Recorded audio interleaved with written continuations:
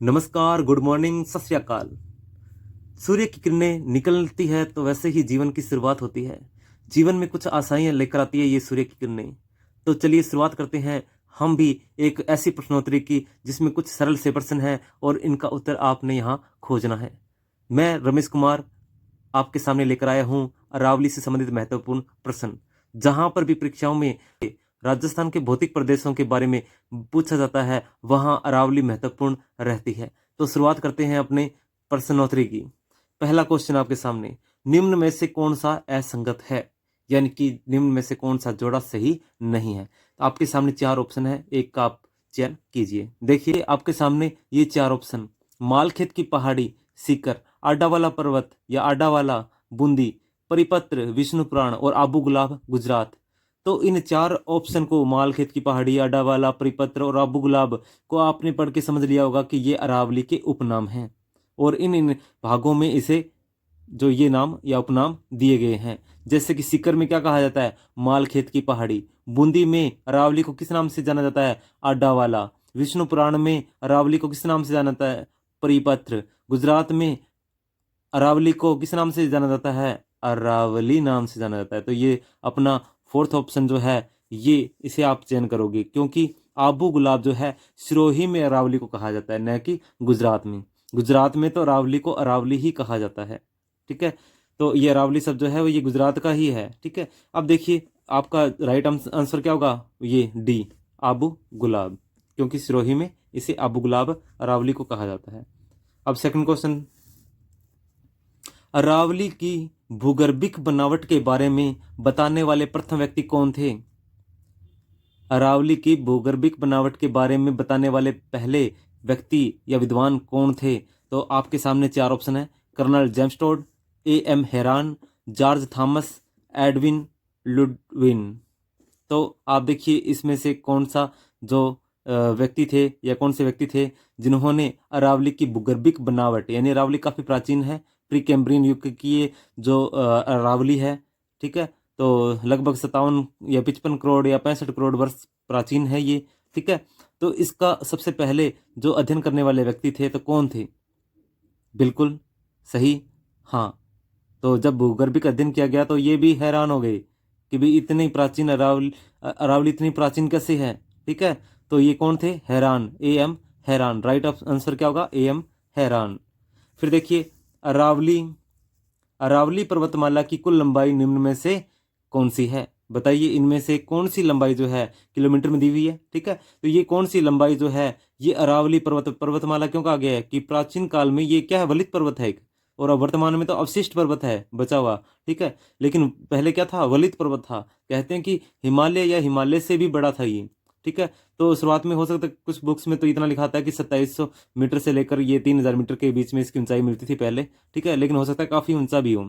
ठीक है, तो ये आप देखिए इसमें से कौन सी किलोमीटर की जो ऊंचाई है, सॉरी दूरी है, वो अरावली की कुल लंबाई है। देखिए 792 किलोमीटर, 550 किलोमीटर, 692 किलोमीटर, 650 किलोमीटर। देखिए सोचिए, हाँ आपका राइट आंसर है 692 किलोमीटर। यानी कि राजस्थान और ये जैसे कि गुजरात, राजस्थान वगैरह, इनमें जो है अरावली फैली हुई है। ठीक है, तो ये जो अरावली है, अब यहाँ क्या है, गुजरात, फिर राजस्थान, फिर हरियाणा और फिर यहाँ पर क्या है, दिल्ली तक, ये केंद्र शासित प्रदेश दिल्ली के अंदर यहाँ फैली हुई है। यहाँ से लेकर यहाँ तक की जो कुल लंबाई है वो 692 किलोमीटर की है। राजस्थान में इसकी कुल लंबाई, यानी खेड़बरमा, सिरोही से लेकर झुंझुनू, खेतड़ी, सिंगाना, झुंझुनू तक इसकी कुल लंबाई जो है वो 550 किलोमीटर है। ठीक है, तो लेकिन अपना राइट आंसर क्या होगा, 692। कुल लंबाई अरावली की कितनी है, 692 किलोमीटर। अब देखिए फोर्थ नंबर आपके सामने, निम्न में से किसे अरावली का पिता कहा जाता है। ठीक है, किसे अरावली का पिता कहा जाता है। देखिए ऑप्शन है, अरब सागर, बंगाली की खाड़ी, हिमालय पर्वत, पोटवार बेसिन। देखिए सोचिए, हाँ बिल्कुल सही, राइट आंसर आपका अरब सागर। ठीक है, अरब सागर के अंदर आपने देखा लक्षद्वीप। ठीक है, उसमें मिनिकाय जो है वहां से शुरू होकर अरावली जो है समुद्र के अंदर अंदर होते हुए फिर गुजरात, राजस्थान, इस प्रकार से यहाँ गुजरात में उभर जाती है। ठीक है। सिरोही से लगभग कोई 20-25 किलोमीटर अंदर पालनपुर गुजरात है, वहाँ से शुरुआत मानी जाती है इसकी अरावली की। और ये इसकी जो है वो मुख्य जो जड़ जो है वो पहुँच कर कहाँ तक पहुँची हुई है, वो अरब सागर के अंदर ये लक्षद्वीप में, ठीक है, मिनिकॉय में ये जो फैली हुई है, ठीक है, अरब सागर में। तो अरब सागर को अरावली का पिता कहा गया है। हाँ जी, 5th नंबर देखिए आप, निम्न में से अरावली के क्रमशः सर्वाधिक व न्यूनतम विस्तार को पहचानिए। तो अरावली का सर्वाधिक विस्तार कहाँ मिलता है और न्यूनतम विस्तार कहाँ मिलता है, तो इसी क्रम में लगाना आप, ठीक है। तो देखिए ये अजमेर ए देखिए अजमेर व उदयपुर, बी देखिए उदयपुर व पाली, फिर देखिए उदयपुर व अलवर, उदयपुर व अजमेर। हाँ सोचिए, बिल्कुल राइट आंसर आपका। हाँ जी, हाँ, उदयपुर व अजमेर। उदयपुर में अरावली का सर्वाधिक विस्तार मिलता है और अजमेर में सबसे कम विस्तार मिलता है अरावली का, ठीक है। इसी प्रकार देखोगे तो अजमेर में सबसे नीचा स्थान, ठीक है, जो पुष्कर है, पुष्कर घाटी, वो सबसे नीचा स्थान है अरावली का। और सबसे ऊंचा स्थान तो आपको पता ही है, गुरु शिखर जो है सिरोही माउंट आबू के अंदर मिलता है। अब देखिए इसके बाद में राजस्थान के कुल क्षेत्रफल में अरावली का क्रमशः जनसंख्या व क्षेत्रफल अनुपात मिलता है। तो यहाँ से ये क्षेत्रफल हटा लो भले, यानी कि राजस्थान में कुल अगर जनसंख्या का प्रतिशत देखें और या अनुपात देखें और क्षेत्रफल का प्रतिशत अनुपात देखें तो कितना मिलता है। देखिए ए है 10:11, 8:9, 9:8, 10:9। देखिए जनसंख्या पूरे राजस्थान की लगभग यहाँ 10% मिलती है और क्षेत्रफल पूरे राजस्थान का इसमें 9% अरावली में मिलता है, ठीक है। तो राइट आंसर क्या होगा आपका, डी, 10:9। 10 का क्या है, 10 तो है जनसंख्या 10%, और क्षेत्रफल कितना है, पूरे राजस्थान का 9% क्षेत्र अरावली में मिलता है। अब इसके बाद में अपने नेक्स्ट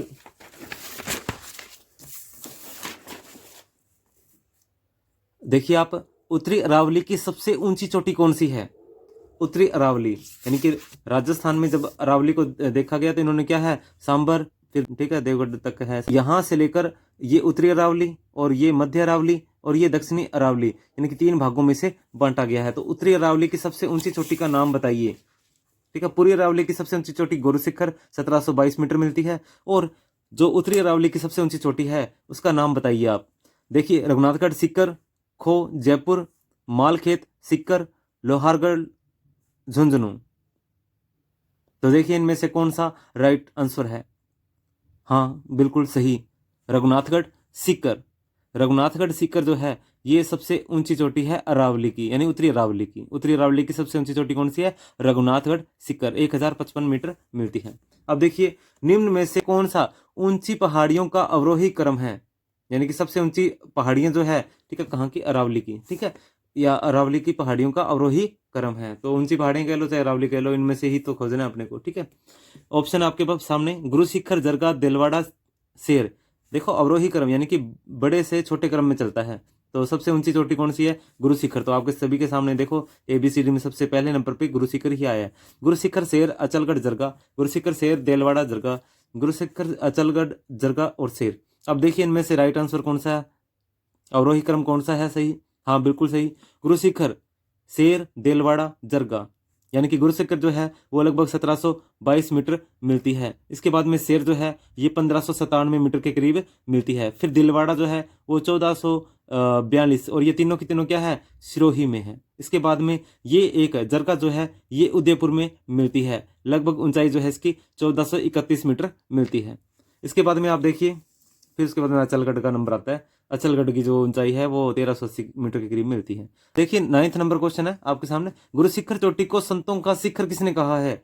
अब ऑप्शन आपके सामने, जॉर्ज थॉमस और colonel James toad, Edwin Ludwin, और फिर डी है आपका AM हेरान। तो गुरु शिखर चोटी को जो है संतों का शिखर किसने कहा है। हाँ बिल्कुल राइट आंसर आपका कौन सा, बी, कर्नल जेम्स टॉड, ठीक है। इन्होंने गुरु शिखर चोटी को संतों का शिखर कहा है।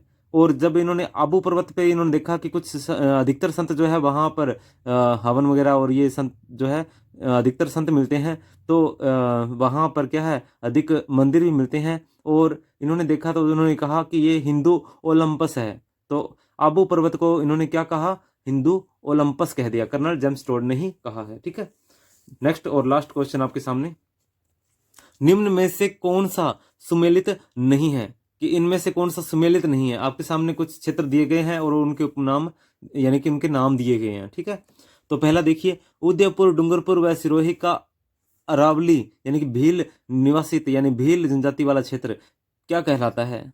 उदयपुर, डूंगरपुर व सिरोही का अरावली वाला जो भील आदिवासी क्षेत्र जो है वो क्या कहलाता है, भोमट कहलाता है। बिल्कुल सही है।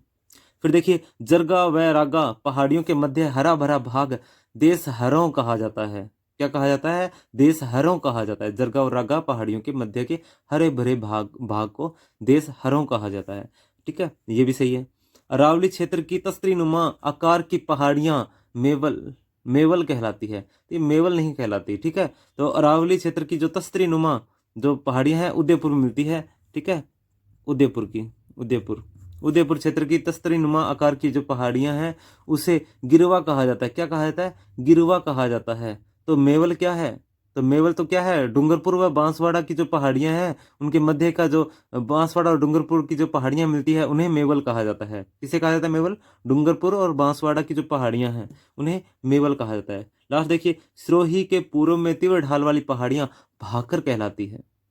यानी कि सिरोही के जो अपने पूर्व की तरफ की जो पहाड़ियां हैं तीव्र ढाल वाली है तो उन्हें क्या कहेंगे, भाकर कहेंगे। तो इसी के साथ में अपना ये क्वेश्चन आंसर कंप्लीट हो गए हैं। वीडियो को पूरा देखने के लिए धन्यवाद। अगर वीडियो आपको पसंद आई हो तो इसे लाइक जरूर कीजिएगा। मिलते हैं नेक्स्ट वीडियो में।